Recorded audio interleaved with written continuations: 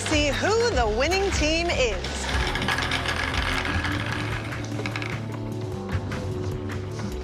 The first selection in the 2020 NHL Draft belongs to the New York Rangers.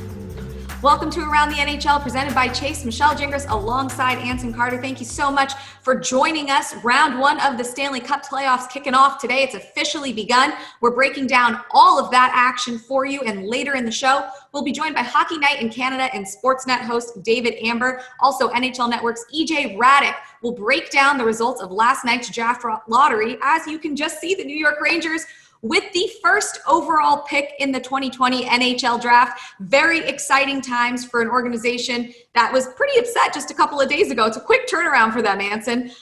So tell me, what was your immediate reaction when you saw that the Rangers got the number one pick? Well, Michelle, to stretch here and just show off my Rangers alumni golf shirt there. I know it's a league-wide show, but I had to throw this on just for the special occasion. I was shocked, but there was also a great opportunity for Lafreniere to go to a top team. I thought he was the biggest winner out of the qualifying round because now he had a chance to apprentice under a Panarin, who he called his favorite player, or Sidney Crosby, or Connor McDavid. I mean, that's an opportunity that not many first overall draft picks get when they come into the league. Absolutely. And as we just mentioned, this is the first time since 1965 that the Rangers have gotten the first overall pick. So we're dating back to the original six era. What do you think this just means for the city and the fan base? A tremendous energy. I remember when they got Kakko number 2 and everyone was pumped. They were thrilled, going crazy. Now to get the number 1 draft pick, that just adds the anticipation of the rebuild that's taken place at MSG. That was a disappointing loss the postseason, the Carolina Hurricanes. They could chalk it up to a learning experience, but they're getting a lot of assets now. Up front, now in the back end, the goaltending position, the cupboards are full. Now it's up to General Manager Jeff Gorton, Assistant General Manager Chris Drury now to put their heads together, along with Team President John Davidson, a.k.a. JD, to figure out how these pieces all fit to bring another Stanley Cup to New York, the first one since 1994. You mentioned Alexis Lafreniere. He's been the talk of the town as who will likely go as the number 1 overall pick. Highly touted as the total package, this kid. What do you expect to see him do in New York, and how can he slot into this roster? I expect big things. He's coming in as a 19-year-old, and that extra year makes a huge difference to a player's development. He'll be coming in mature. I don't think he's going to be rattled whatsoever. You saw when he's playing the World Junior Championships for Team Canada, he was a man playing among boys. You can see that extra year certainly helped with the way he played in the ice, but it's more about composure more than anything else. He's going to have a lot of leadership around him, and that's what's important to me. The leadership within the group. You can have a lot of good young players, but you need to have leaders surrounding you because you learn more from the guy sitting next to you than the guy walking the room wearing the suit, being the head coach. I mean, that's just a great point. You talked about that leadership. You talked about Panarin a moment ago as well. A lot of times when the number 1 pick is selected, there's really high expectations on that player to make an immediate impact, to kind of turn around a franchise per se. In this situation, Lafreniere can really, I'm sure obviously there will be expectations, but he can really be part of this rebuild that's already starting to take shape and has big stars, as you were mentioning already, as part of the roster. Well, all you can do is look across the river, and Nico Hischier was a number 1 pick, but Jack Hughes came in, and there really wasn't any other superstars around him to learn from. Now you've got Lafreniere coming in, and you've got the bread man, Artemi Panarin. You've got Mika Zibanejad, who's a young, blossoming star. You've got guys that you could insulate him with so he doesn't have to carry the mail offensively night in, night out. He could go 5 or 6 games without scoring a goal, and you're not going to have 1,000 microphones in his face asking him, well, are you disappointed with the way your first year is going?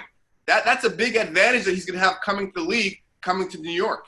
So obviously very exciting news for the New York Rangers organization and their fan base. We're actually going to talk more about that number 1 pick later on when EJ Raddick joins the show. But let's switch gears a little bit, Anson. Let's talk about round 1 of the Stanley Cup playoffs because we have finally arrived at this, official Stanley Cup playoffs.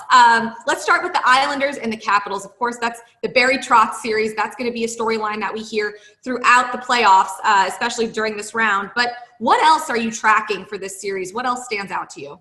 Well, I always look at coaching, and Coach Reardon for the Washington Capitals learned under Coach Barry Trotz, and they've won a Stanley Cup together.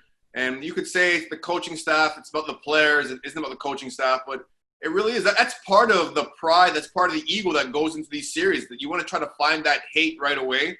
Well, the Capitals are saying, well, this guy left us. And Trotzy in his mind is saying, well, they didn't want me. So it's going to be an interesting battle to watch these two teams. And it's a little bit of a contrast in style. You've got the Islanders that love to play buckle-down defense. And, yes, the Washington Capitals aren't a go-go offensive team, but they have a lot more offensive weapons than the Islanders do. The big question mark for me is John Carlson going to be healthy, Michelle? He's the guy in the back end that got hurt early in the round robin. And can he come back to really be the quarterback of that power play, which is so lethal for the Washington Capitals? Absolutely. John Carlson is a big question mark, and I think he's still a question mark for game one. But they also didn't get any offensive production from Alex Ovechkin in that round robin series, which is surprising for a team that considers themselves to be, somewhat of an offensive threat. Yeah, they didn't. But you listen to some of the reactions from players around the league that played in those round robins, like, I guess Tuukka Rask is like, whatever these games are called, and Craig Gruber is like, oh, I don't know what to make of these. You can say that when you lose, right? Right. You could say that, but these teams have the experience of winning, and they've been around before, so their approach to those games is a lot different than teams that are trying to actually win those qualifying rounds. So would I have liked to have seen the Washington Capitals play better? Absolutely. You want to have some momentum going to the real games, but at the same time, I think these teams are mature enough, or I hope they are, that they're going to be able to, when the puck really drops in the games for round one, they'll get their games to the point where they're ready to play playoff hockey. Well, along those same lines, we talked about how important it would be for the team that found their game first. That would be really determining how they would do throughout the series, of course.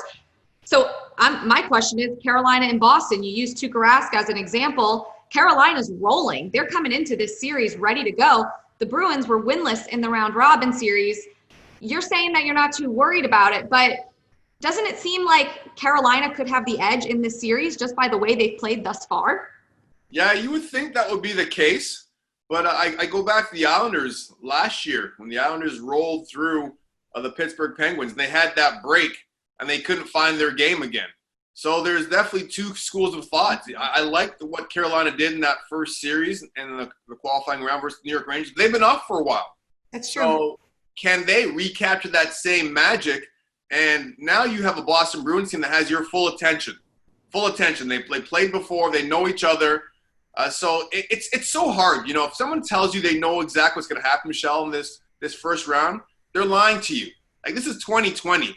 Anything's possible. So I want to sit back and watch that first period, and then I can tell you more. You actually brought up a great point about Carolina, because remember when they won that series, one of the things their coach talked about was the challenge of keeping that momentum going.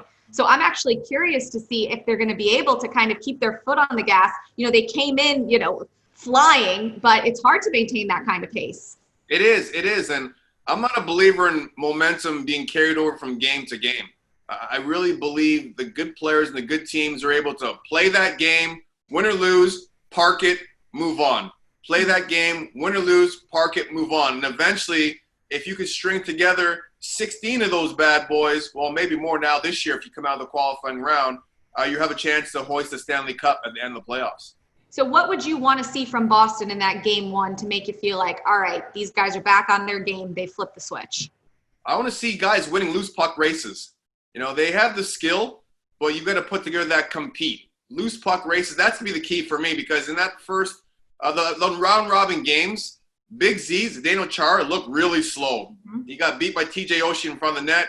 He got blown by Braden Point a couple different times. So I want to see them skating. If they're skating well, that's telling me the Boston Bruins are in the hockey game.